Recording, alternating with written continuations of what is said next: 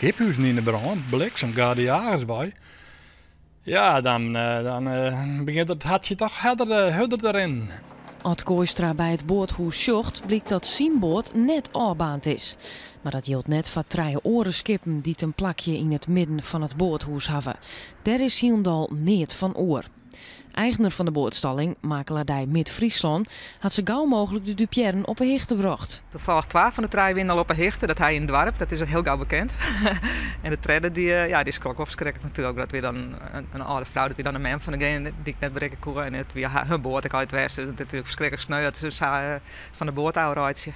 Naast een aantal boten die zelf gebrand hebben, is ook heel veel asbestverspreiding in het pand.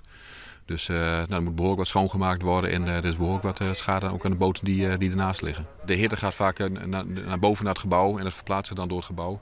Dus ook alles wat hoger opgeslagen ligt, zoals zeilen en dat soort zaken, die zijn allemaal gesmolten en hebben deels ook gebrand. Boven dat leidt er olie in het wetter dat ik oprommen vermat. De totale skeer rint in de ton. Kwadsluiting bij een van de boten is nu alle gedachten de oorzaak van de bron, zei de bronwacht.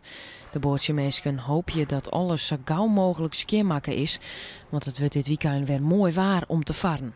Nou, dus net zo maar gaan we dit weekend. Ken dat wel? Ja, tuurlijk. Ja, hoor ja. Ja, wel. Je denkt wel dat het op die tijd weer skin is? Ja, wel, dat is familie is het kind. Gewoon behoord. Positief denk ik.